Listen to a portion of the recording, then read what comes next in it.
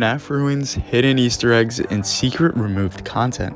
Starting from the top of our list is secret information about our endings, because if you didn't know, there are ways of unlocking more than just one. Eventually starting the Mimic chase leads us to massive Easter eggs in the first ending, which is unlocked when we're finally cornered into the Fredbear cutout. But this cutscene we see is actually found somewhere else on the map. This is what players miss. Scoping the out-of-bounds zones of the pizzaplex allows us to discover that hidden away in a specific section of the daycare reveals an almost identical tree to the one from our cutscene.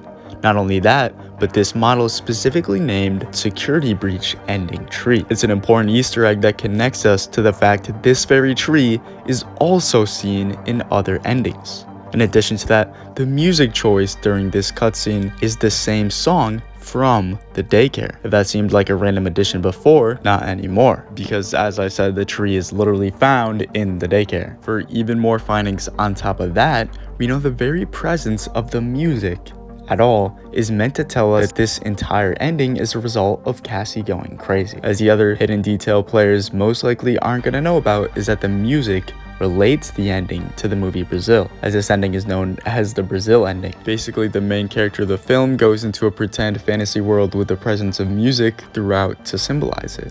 We know Cassie retreats into this same sort of fantasy world when she's cornered and out of escape options, which is additionally exactly why we hear this. Then we get to Gregory.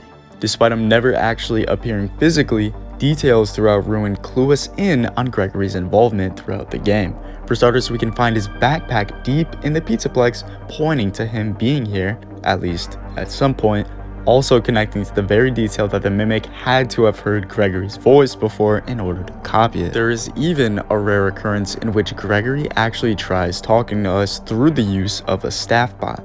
The way he speaks to us here, however, is actually meant to show more of an expressive side of him, as when the Mimic speaks to us using his voice, it's more monotone, meant to highlight the difference between the real and fake Gregory. This is why in the original teaser we see a more concerned depiction of Gregory, but in this shot, he stares almost lifelessly, backed by a staticky sort of effect. Bonnie's appearance in Ruin, on the other hand, is a major detail due to his strange disappearance in the base game. But what most players don't see, as the occurrence of this happening is rare from what I hear, is the fact Bonnie can actually speak to us. Yes, the very animatronic known for being secretly killed off in a controversial way could actually have been originally meant to be alive. Yes, in a buggy state ran by just its core programming, kinda like how prototype Glamrock Freddy is portrayed, but alive and functioning nonetheless. There's a rare chance that Bonnie actually speaks and tells us that we don't belong in his little blocked off room.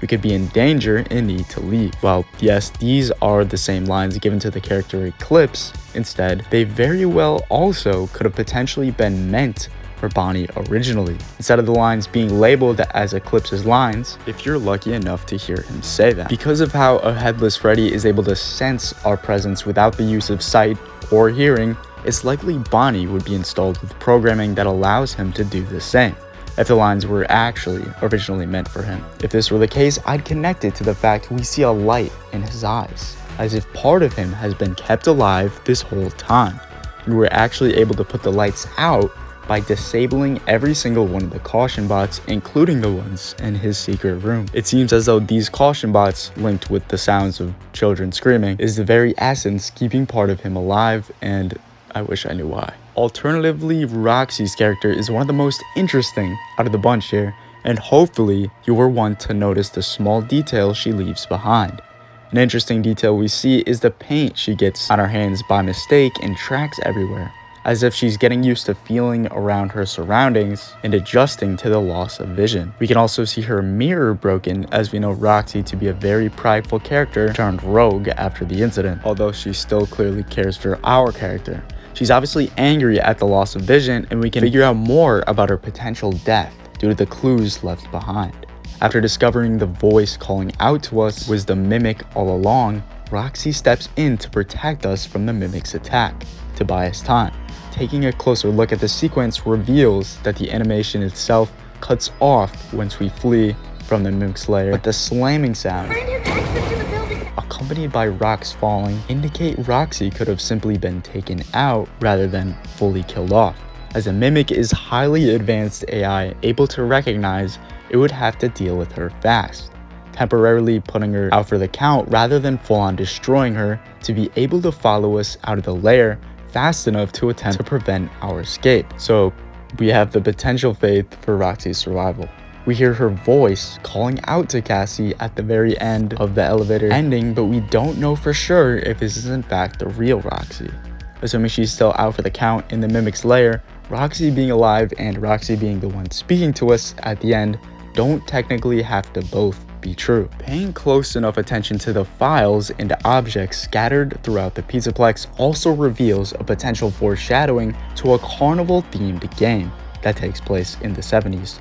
For starters, it matches the same theme of one of the main mascot costumes used by our Mimic that has virtually no explanation for its seemingly random appearance. Where did this thing come from? Well, users start to put the pieces together with the addition of the Fredbear cutout that serves an important role in the DLC.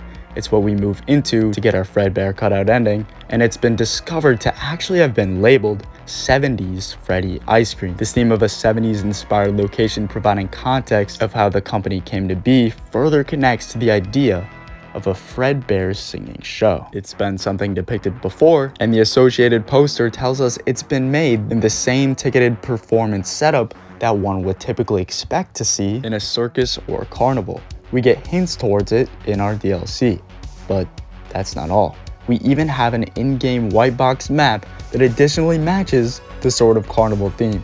It's literally labeled Carnival and is located in the sinkhole area, the same place we dive into further to discover the Fredbear cutout that'd be the main focus of the whole 70s carnival theme in the first place. The fact they just leave these additions in are meant to point us in the direction for a game we've already been exposed to.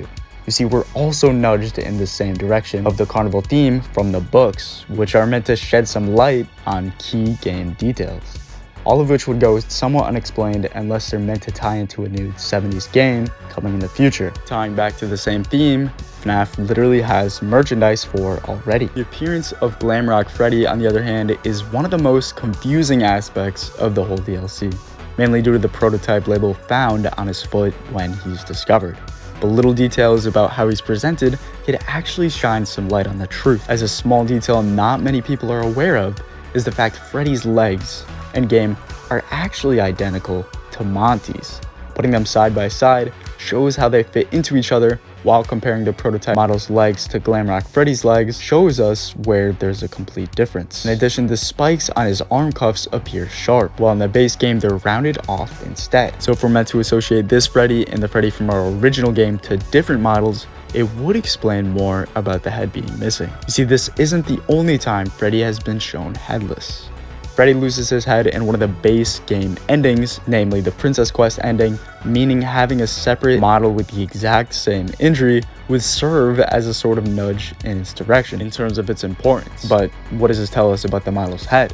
Well, going off our previous game's details, it would tell us that disassembling caused by the staff bots would be the reason this prototype is headless, because we see the exact same injuries on our Freddy whenever the staff bots get involved. Hell, I'm willing to accept this reasoning could be why this entire edition was a sort of red herring and the head would have simply popped off back into this inaccessible portion of Phaser Blast somewhere, meant to be hidden from view on purpose to better illustrate the ending connection. Wait, unless.